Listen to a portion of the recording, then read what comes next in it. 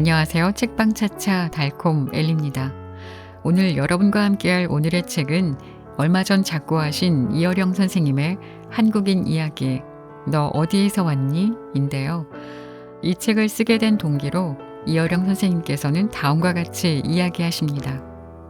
내가 아직 쓰지 못한 글이 있다면 그것은 소설도 역사도 아닌 이를테면 한 사람의 이야기이면서 동시에 모든 한국인의 이야기, 소설이며 전기이며 동시에 역사인 그런 글이다. 한 사람의 죽음은 비극이지만 100만 명의 죽음은 통계 숫자다는 말이 있다.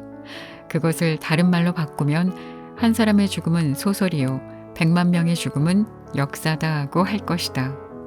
우리의 불행은 로마인 이야기는 마음 놓고 읽을 수 있어도 한국인 이야기는 항상 싸우면서 읽어야 한다는 것이다. 역사 교과서의 이념 논쟁 때문이다. 일단 그 굴레에서 벗어나면 소설보다 재미있고 역사보다 실감나는 한국인 이야기를 들을 수 있었을 텐데 말이다. 그래서 내가 쓰고 싶은 한국인의 이야기는 한 개인의 스토리가 되어서도 안 되며 추상적인 집단의 히스토리가 되어도 안 된다고 생각한 것이다.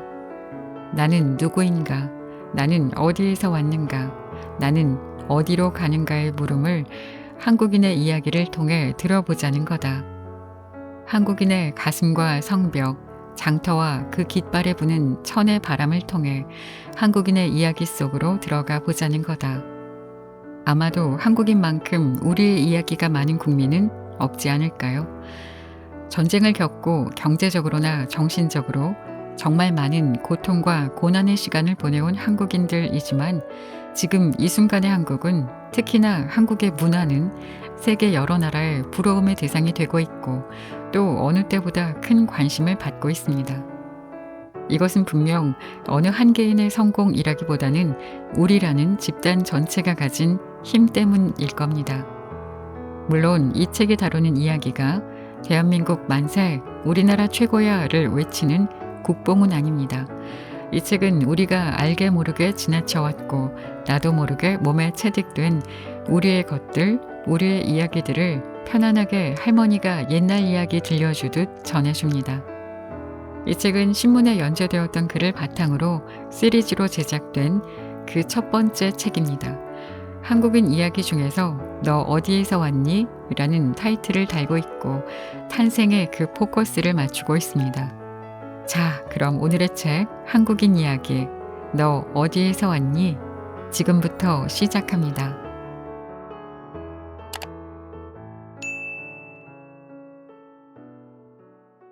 나는 1살 때에 났다. 나는 기억할 수 없다. 태어났을 때의 그 첫 장면을 알지 못한다. 독일 작가 윈터그라스의 양철북을 읽고 한숨 지었던 것도 그 때문이다. 태어나자마자 맨 처음 본 것이 60촉짜리 전구 2개였다는 거다. 뻔한 허구인 줄 알면서도 그 출생 장면의 묘사가 너무도 실감나서 그저 감탄을 한다. 하지만 그 전깃불을 보면서 빛이 있으라 하시니 빛이 있었고 라는 성서의 구절이 마치 조명기구 메이커인 오스람사의 광고문처럼 떠올랐다는 대목에 이르러서는 그냥 손을 들 수밖에 없다. 갓 태어난 아이지만 의식이 있었다면 정말 그랬을 것이라는 생각이 든다. 어두운 자궁 속에서 빠져나와 최초로 본 싸구려 전등불이 우주가 탄생하던 창세기 첫째 날에 그 신비한 빛과 교차된다. 성과 속이 한데 어울려 절묘한 현장감을 일으킨다. 일본의 유명 작가 미시마 유키오도 지지 않는다. 세계에 알려진 만큼 이름값을 한다. 그의 소설 가면의 고백에서 자신이 태어나던 날의 출생 광경을 세밀하게 묘사하니 말이다. 자신을 씻겨주는 물통 한쪽으로 한 줄기 빛이 쏟아지고 그 빛을 따라 반짝이는 잔물결이 끝없이 파동친다. 상상이 아니다. 작가 자신이 진짜로 그런 광경을 보고 기억했다고 주장한다. 죽을 때도 할복 자살하여 충격을 주더니 태어날 때의 이야기도 예사롭지 않다. 동과서가 다르지만 소설가의 상상력은 다르지 않다. 어두운 테네에서 세상 밖으로 나올 때 우리가 맨 처음 본 것은 틀림없이 빛과 물이었을 테니까. 그게 허구 속에 담긴 진실이라는 거다. 하지만 그들 작가에게 한국의 아랫목을 만만하게 내줄 수 없는 이유가 있다. 나는 한 살 때 났다 라고 한 장용학의 소설 요한 시집이 있기 때문이다. 불과 10자도 안 되는 짧은 문장이지만 외국어로 직역했다고 가정해보라. 귀신 씨나라 까먹는 소리처럼 들릴 것이다. 0살 때에 태어난 퀸터 그라스가 감히 60촉짜리 전구 2알 가지고는 1살 때 태어났다는 장영학과 맞설 수 없다는 거다. 일찍이 개화기부터 한국과 같은 새는 나이를 버리고 서양 사람 뒤를 따라간 일본인도 예외가 아니다. 태어나서부터 1살 먹고 나오는 한국 사람들에게는 너무나 당연한 말인데도 나는 1살 때에 났다 라고 선연독스럽게 이야기하는 소설 속의 한 대목을 읽어보면 저절로 입가에 미소가 어린다. 요즘 아이들이라면 영락없이 크크크크크크 모음 없는 웃음표를 찍었을 거다. 나는 1살 때에 났다. 나자마자 1살이고 이름이 지어진 것은 닷새 후였으니 이 며칠 동안이 나의 오직 하나인 고향인지도 모른다. 세계는 이름으로 이루어진 것이니 가령 이 며칠 사이에 죽었더라면 나는 이 세상에 존재하지 않았던 것으로 되었을 것이다. 이름이 지어지자 곧 호적에 올랐다. 이로써 나는 두꺼운 호족부의 한 칸에 갇힌 몸이 된 대신 사망계라는 법적 수속을 밟지 않고는 소멸될 수 없다는 엄연한 존재가 된 것이다. 작중인물의 하나인 누해의 유서를 통해서 장영학은 출생 이전 테네의 삶이 어떤 것인지를 암묵적으로 표현한다. 감성이나 상상이 아니라 테네의 생이 내 자신만의 진짜 삶이고 고향이라고 주장한다. 태몽과 태교로 애를 잉태할 때부터 한 인생의 이야기가 시작되는 것이 서양과 다른 동아시아인들의 출생 문화다. 김만중은 그 유명한 구운몽에서 자신이 이 세상에 태어나기 전에 어떠한 삶을 살았는지 자세히 말하고 태어날 때는 곧 아버지가 될 사람이 산모의 산후조리를 위해서 약탕기로 약을 다리는 장면을 보여준다. 3D 첨단 영상으로도 불가능한 탕약 냄새의 후각 묘사까지 말이다. 일본도 중국도 이제는 서양식 연령 계산법을 따르게 되었지만 어째서 유독 한국만이 그 옛 전통을 버리지 않고 있는지 전위적인 작가의 현대소설에서도 여전히 유효한 방법으로 쓰이는지 이미 첫 고개를 넘을 때 들었던 태명 이야기를 다시 떠올리면 그 이유가 확실해질 것 같다. 옛날부터 태명이란 게 있었다면 거제도 포로수용소 철조망에 목을 매달아 죽은 누해의 유서는 이렇게 시작되었을지 모른다. 나는 1살 때 태어났다. 태명은 누해였다. 그래서 호적에 오른 이름이 아니라 호랑이는 죽어서 가죽을 남기고 누해는 죽어서 비단을 남긴다는 농담이 진담이 되었을 것이다. 그리고 그가 말하려고 했던 오직 하나인 고향인지도 모른다고. 어머니의 모태, 누구의 눈치도 보지 않고 혼자서 자유롭게 살았던 태초의 생명 기억이 더더욱 인상 깊게 우리 가슴 속에 와닿을 수 있을지 모른다. 비합리적인 연령 계산법이라고 비웃음을 당해야 할 것은 우리가 아니라 0살부터 나이를 세는 서양 사람들이다. 양철북에서는 창세기 성경 구절까지 외우고 나온 갓난애지만 실제 서구 사회에서는 벤의 아이를 사람으로 여기지 않은 것 같다. 그것은 1년 가까이 어머니 배 안에서 열심히 자연의 섭리와 보호 속에서 살아온 태아의 생명을 무시한 것이나 다름없다. 걸핏하면 과학이요, 합리성이요, 따지기 좋아하는 사람들이 어떻게 제 나이조차 헤아릴 줄 모른다는 말인가.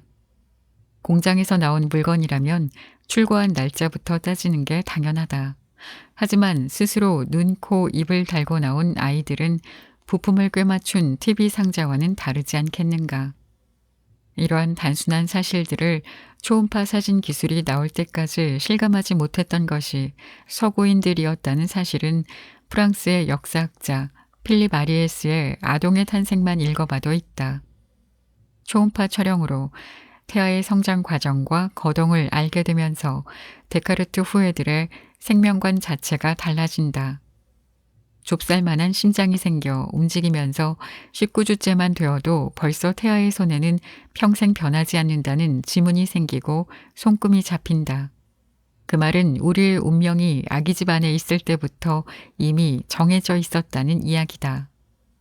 뱃속에서 왼손가락을 빨던 아이는 왼손잡이가 되는 일이 많다거나 태내에서부터 이미 성인병을 달고 나온다거나 하는 상상을 초월한 데이비드 바커의 책을 읽다 보면 3살 버릇 80까지 간다는 말은 베넷 버릇 100살까지 간다로 고쳐야 할 것 같다는 생각이 든다. 당연히 나는 1살 때에 났다고 한 한국 작가의 소설에도 좋아요의 공감 표시를 꾹꾹 눌러줘야 할 것이다. 한국인은 초음파 과학기술이 나오기 수백 년 전부터 벤의 아이를 훤히 들여다본 것 같다. 판소리 신청가 이야기다.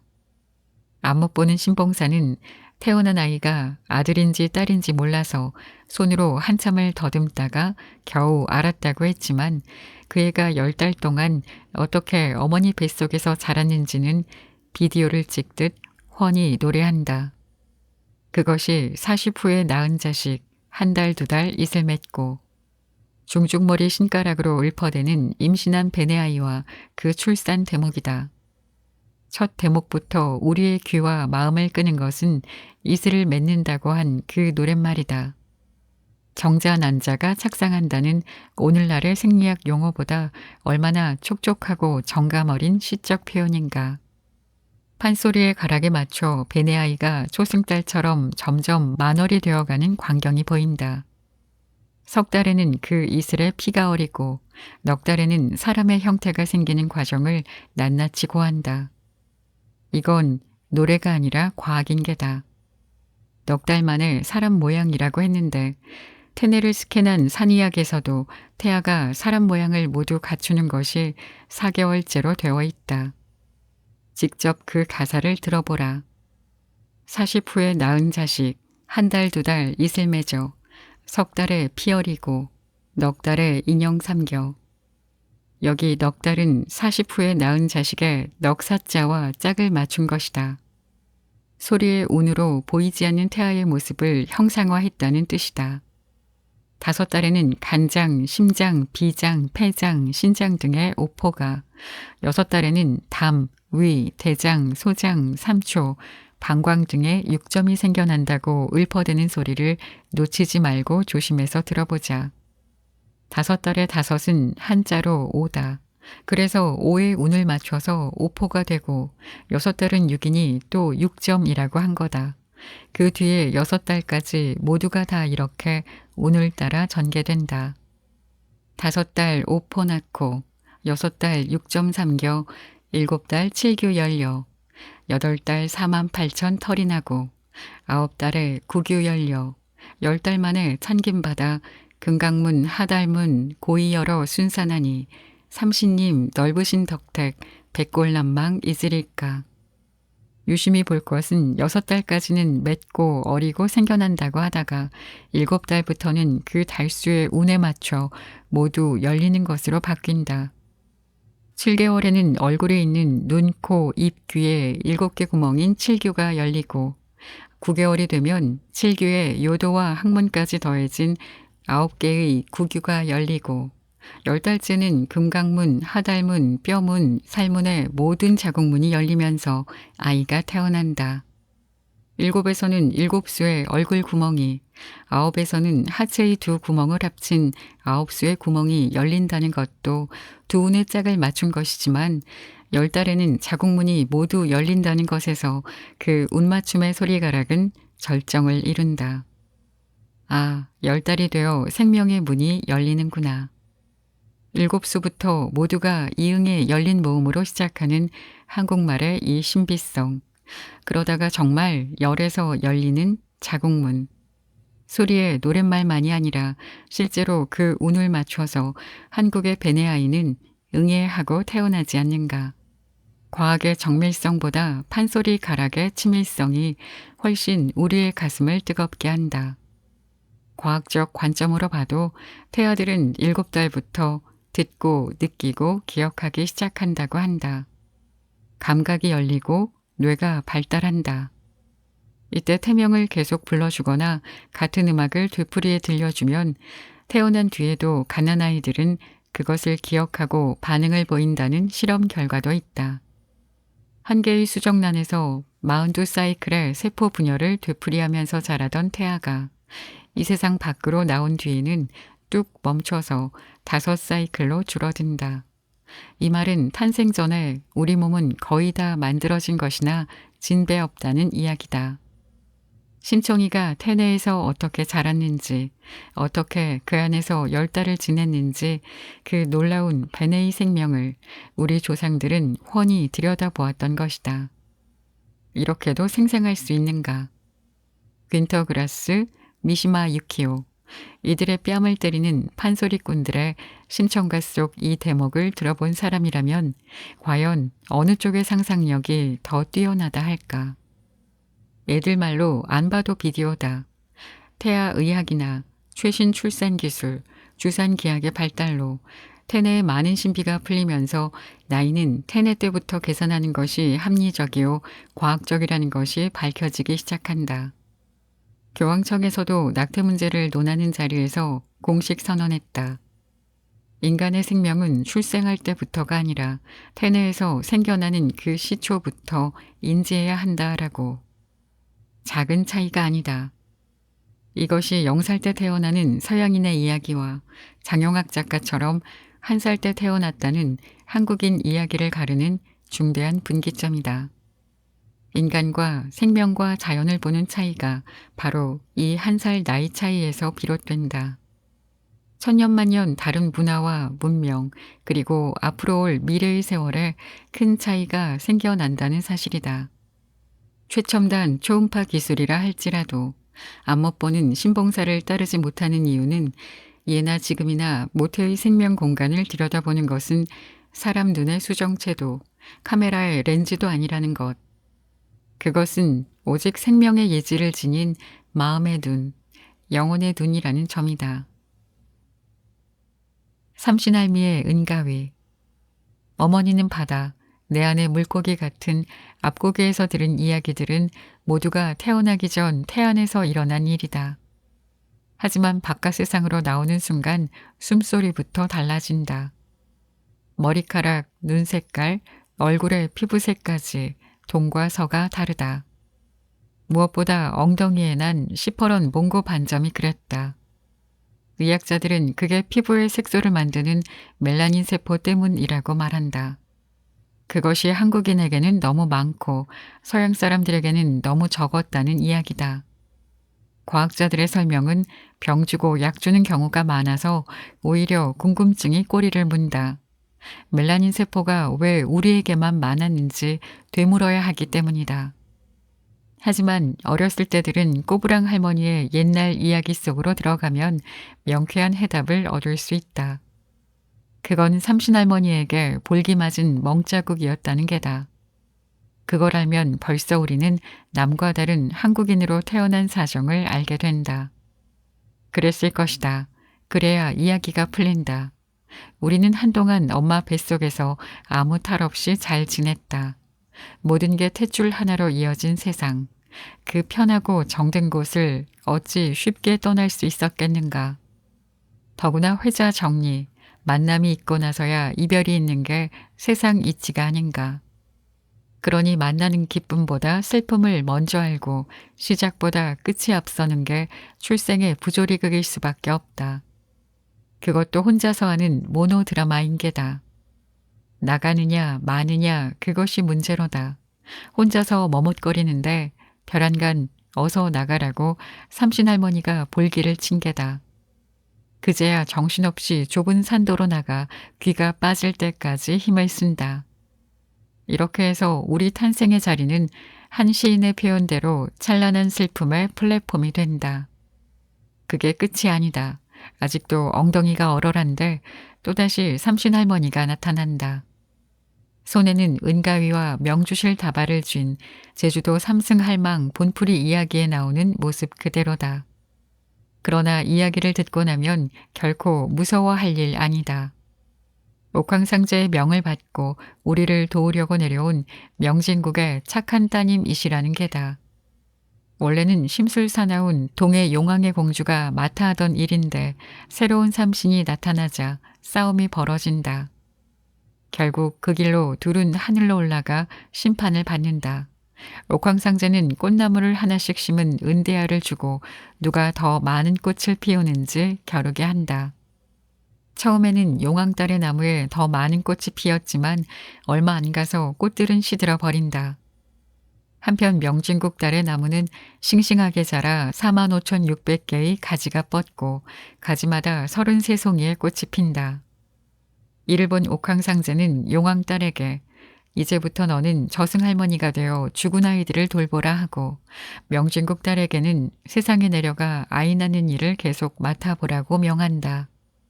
그때 명주실 세목금과 은가위를 내리면서 명주실로는 탯줄을 묶고 은가위로는 탯줄을 끊어 아기 배꼽을 만들어 주라고 생명의 출산과 양육을 맡긴다. 명진국을 한자 아닌 토박이 말로 하면 명이 긴 나라라고 읽힌다. 삼신 할머니라는 말도 마찬가지다. 지금까지 삼신을 한자의 석삼 귀신신으로 알고 환인, 환웅, 환검의 세 국조를 가리키는 것으로 알아왔다. 하지만 그게 아니라는 거다. 일찍이 이능화 선생이 조선 무속고에서 지적한 것처럼 삼은 한자의 석삼이 아니라 아이벨테를 뜻하는 우리 고유의 말이라고 밝힌 바 있다. 맞는 말이다. 삼신의 뜻을 토박이 말로 바꿔놓으면 꼬부랑 고개의 꼬부랑 할머니가 된다. 꼬부랑 지팡이가 은지팡이가 되고 은가위 은대야로 변한다. 삼신 할머니의 모습은 어마어마한 사당이나 큰 사찰에 가야 만날 수 있는 그런 신과는 다르다. 은지팡이 은가위라고 해도 그 은은 사치스러운 장식물이 아니라 독을 막는 산구의 하나인 게다.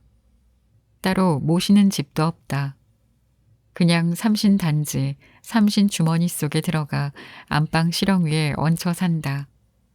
하지만 집안에 태기가 돌면 제일 먼저 달려오는 맞춤형 가정신이다. 무사히 해산을 시키고도 삼신상에 차려놓은 것은 기껏 막사발에 산밥, 미역국 한 그릇 정도다. 그러고 보니 신들의 세상에도 막사발 같은 막신이 있었던 거다. 호칭부터가 삼신 할머니에서 삼신 할미, 삼신 할매로 부르다가 제주도에 오면 아예 삼승 할망이다. 돌하르방처럼 친숙하다 못해 만만하기까지 하다. 모든 막문화, 토착 문화가 그렇듯이 삼신 할머니 이야기를 들으려면 도서관이나 대학 연구소보다 역시 인터넷방이다. 이번에도 나의 기대에 어긋남이 없다. 지역신문에 실린 김규봉 칼럼니스트의 글을 찾아낸 것이다. 삼국사기, 삼국유사 같은 역사책 어디에도 삼신할미를 상세히 언급한 사료는 없다고 글 첫마디부터 약초를 캐려면 잡초밭에 가라고 한 내 말과 일치한다. 그래서 우리는 학교 정규 과정으로 삼신할미나 그와 관련된 세시 풍속을 배운 적이 없었다는 이야기다. 그럼에도 삼신할미가 우리 민족에게서 차지하는 위치는 흔히 요즘 하는 말로 초울트라 슈퍼할미, 세상에 존재하는 모든 할머니 중에서 가장 으뜸 할머니로 자리매김하고 있다고 지적한다. 삼신할미가 마치 우리들의 친할머니처럼 친숙하게 느껴지는 것은 우리 몸에 밴 민족 고유의 모태적인 자식사랑의 신앙심 때문이라는 풀이도 한국인 이야기의 핵심을 찌르는 평이다. 거기에 금상첨화로 삶에 대한 어원풀이도 새롭다. 삼신할미의 삶이 살다에서 나온 말이라는 것은 그동안 많이 지적되어 왔다. 고인이 된 국어학자 이남덕 교수를 비롯하여 최근 소장학자의 논문까지 심심찮게 찾아볼 수 있다. 그런데 그 삶을 삶과 연관지어 삼신할머니라고 한 것은 한 걸음 더 나간 생각이다. 삶이라는 글자에는 사람이 들어있다는 이야기는 들어봤지만 삶 속에 삼신할머니가 들어있다는 말은 금시초문이다. 그 말이 맞다면 한자의 생보다 우리 한글이 훨씬 돋보인다. 생은 풀싹이 돋아나는 형상을 본뜬 것이라고 하는데 한글의 삼자에는 삼신할머니의 이야기가 들어있으니 말이다. 장단이 제대로 맞는다. 삼신할머니를 현대말로 옮기면 생명의 여신이다. 생소하게 들리겠지만 TVN 드라마 도깨비를 본 사람이라면 누구나 다 그렇게 여길 것이다. 그리스 신화의 날씬한 여신들이라면 몰라도 꼬부랑 시골 할머니와 다를 게 없는 삼신 할머니에게 왜 젊은이들까지 열광했는가. 그뿐만 아니라 한류 드라마의 바다너머 팬들까지 삼신할미 열풍을 몰고 왔을까. 그 이야기 속에 우리 출생의 변함없는 이야기, 생명의 본질과 그 비밀을 담았기 때문일 것이다. 도깨비에서 삼신할머니가 등장하는 장면은 16회 중 총 9차례나 된다. 주역이 아닌데도 그만큼 관심과 인기가 높았던 캐릭터라는 사실이다. 아무리 인간미 있게 그려도 저승사자나 도깨비의 역할은 죽음의 여신 타나토스에 가깝다. 그런 암울하고 음산한 분위기에서 이따금 구름장 틈으로 쏟아지는 밝은 빛이 생명의 여신 삼신할머니의 역할이었던 게다. 삼신할머니로 나온 배우 이엘은 첫 회에서 예상대로 꼬부랑 할머니로 등장한다. 그런데 채소할미라고까지 불리던 삼신할머니가 2회에서는 갑자기 붉은 립스틱에 새빨간 옷을 입은 생기발랄한 젊은 여성으로 나타난다. 놀랄 일이 아니다. 원래 옛날 민담이나 미녀에서도 삼신할머니는 이따금 삼신아가씨로 불리는 경우가 적지 않다. 무엇보다 일본의 한류 팬들을 뒤집어 놓은 게 바로 때로는 자비로운 할머니, 때로는 죽음으로부터 생명을 지키는 젊은 전사로 나타나는 복합적인 캐릭터다. 일본의 웹사이트에 들어가 보면 그 인기와 열기가 어느 정도인지 알 수 있다. 한마디로 삼신할머니가 저승사자나 도깨비를 지칠 정도로 일본 한류 팬들을 사로잡았다는 것은 일본에는 그러한 캐릭터를 지닌 생명의 여신이 없었다는 이야기다. 일본의 옛 이야기를 모은 고지기에는 발에 채이도록 많은 신이 등장한다. 야오 요로스도 가미라는 말을 문자 그대로 읽으면 800만의 신이라는 뜻이다. 그런데 삼신할머니 같은 존재는 여신이든 남신이든 눈을 씻고 봐도 찾아보기 어렵다. 이따금 다가오시 히메노 오카미와 같이 아이를 점지하는 신이 보이기는 해도 요즘까지 활동하는 신이 있다면 모두가 미즈코의 죽은 홀령을 지켜주는 신들만이 눈길을 끈다. 한국으로 치면 삼신할머니가 아니라 동해용왕의 공주와 같은 존재다. 미즈코 공양의 풍습은 그 역사가 깊다. 에도시대의 농촌에서는 식구를 덜기 위해서 태어난 애를 그 자리에서 죽이는 마비키가 횡행했다. 비명해간 그 애들의 원혼을 달래기 위해서 절간에 공양했다. 지금도 일본의 큰 사원에 가면 곳곳에 미즈코 공양을 한 여러 형태의 보살상이 수천 개씩 늘어서 있는 광경을 볼 수 있다. 절간까지 갈 것도 없다. 도시의 골목길에서도 쉽게 눈에 띈다. 빨간 턱걸이를 한 작은 석상 미치코의 자장보살들이다. 일본의 위키피디아에는 그 풍습이 재현된 이유가 밝혀져 있다. 1970년대부터 여러 사정으로 아이를 중절하는 여성들이 부쩍 늘고 한편에서는 경영이 어려워진 절간이 많아 미지코 공양에 불이 붙게 되었다는 것이다. 아이를 지운 죄책감과 이 귀신이 씌워 화를 입을까 두려워하는 심리를 파고든 비리로 사회적 문제가 발생하기도 한다. 일본에도 안산을 돕는 야스코 보살이 없는 게 아니다. 중국에도 삼신할머니와 비슷한 송자보살 이야기가 있다. 하지만 어디에도 죽은 애가 아니라 아이에게 생명을 주고 기르는 삼신할머니 같은 생명신은 없다. 제주도 본굿에 나오는 삼승할망은 한 손에는 은지팡이를 짚고 구덕 삼승, 걸레 삼승, 업계 삼승까지 거느리고 다닌다. 여기에서 구덕은 광주리를 뜻하는 것으로 요람구시를 하는 것이고 걸레는 기저귀, 업계는 아이를 업는 것을 가리킨다. 태어난 아이를 요람에 눕히고 기저귀를 채우고 등에 업어 길러 정말 우리를 길러주신 할머니의 손길을 그대로 느끼게 한다. 어쩌다 세계에서 첫 손가락을 꼽는 저출산 국가가 된 한국이다. 삼신할머니의 옛날 한국인 이야기가 TV 드라마에서만 부활한 게 아니다. 삼신할머니 역시 우리 주류 문화에서 비켜난 민속신앙의 구석을 차지했던 신이다. 힘없고 가난한 시골 아낙네들의 입에서 입으로 떠돌아다니던 마귀야기 속에서 전해 내려온 막신이다. 유, 불, 선, 어느 한 주류를 이어온 주신이 아니라 여러 것을 섞어 막 걸러낸 투박한 막걸리 같은 신이다.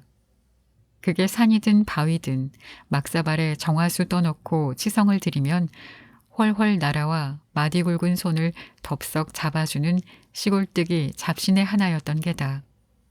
앉아서 천리 보고 서서 구말리 보시는 삼신 할머니가 섭섭한 일 있더라도 무릎 밑에 접어놓고 어린 유아를 치들고 받들어서 먹고 자고 먹고 놀고 아침 이슬에 왜 붙듯이 달 붙듯이 더럭더럭 붙게 점지하여 주십사.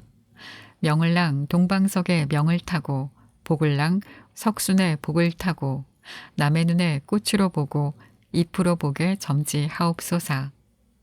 여러 버전이 있지만 그 기도문을 보면 삼신할머니의 캐릭터가 분명히 떠오를 것이다. 삼신할머니의 존재를 생명화 시대의 키워드로 고치면 바이오 필리아다.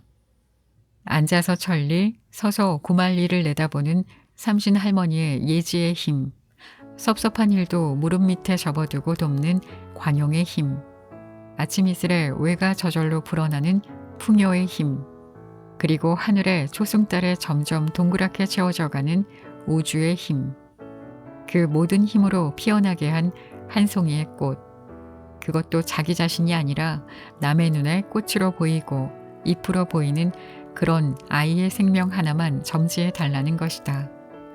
깊은 생명애가 그 기도의 중심에 있다. 남의 눈에 꽃으로 보고 잎으로 보게 점지하옵소서. 이런 기도의 마지막 말을 들으면 삼신할머니가 아니라 누구라도 그 소원을 들어줄 것만 같다. 가난과 소외, 끝없는 고초 속에서도 많은 욕망 다 접어두고 일구월심 자식의 생명만을 위해 기원하는 우리 할머니와 어머니의 마음. 천년이 지나도 변하지 않는 소원이다. 그러면서도 그게 나만을 위한 것이 아니라 남들의 눈에 탐스러운 꽃, 무성한 잎으로 보이게 해달라는 것이니 어찌 그 소망이 하늘에 이르지 않으랴. 그렇게 해서 얻은 우리 생명이 과연 남들 눈에 향기로운 꽃으로 보일까? 무성한 잎으로 느껴질까? 재미있게 들으셨나 모르겠습니다. 내용 중에 나이 이야기가 나오죠. 사실 항상 누군가가 나이를 물어올 때면 고민하게 됩니다. 만 나이로 이야기를 해야 되나? 우리 나이로 이야기를 해야 되나? 어릴 때는 우리 나이로 주로 이야기를 하다가 내 나이가 너무 많다라는 생각이 들면서부터는 스리슬쩍 만 나이로 이야기를 하게 된 것 같습니다. 만약에 정확하게 답해야 된다라고 하면 몇 년생이라고 말하게 되죠. 책을 읽으면서 나들이라는 단어를 참 오랜만에 입 밖에 내어본 것 같습니다. 한 번도 생각을 못했었는데 이렇게 소리내서 발음해 보니까 참 예쁜 말이네요. 물론 그 뜻도 그렇고요. 요즘 날씨가 참 좋죠. 지금이 딱 나들이 가기 좋은 시절인데 오늘 재미있게 들으셨다면 가족들과 함께 아니면 친구들과 함께 멀지 않은 곳이라도 나들이 계획 한번 세워보시고요. 나들이 가서 오늘 들으셨던 내용 중 재미났던 부분을 한번 이야기해 보시면 어떨까요? 지금까지 책방차차 달콤 엘리였습니다. 감사합니다.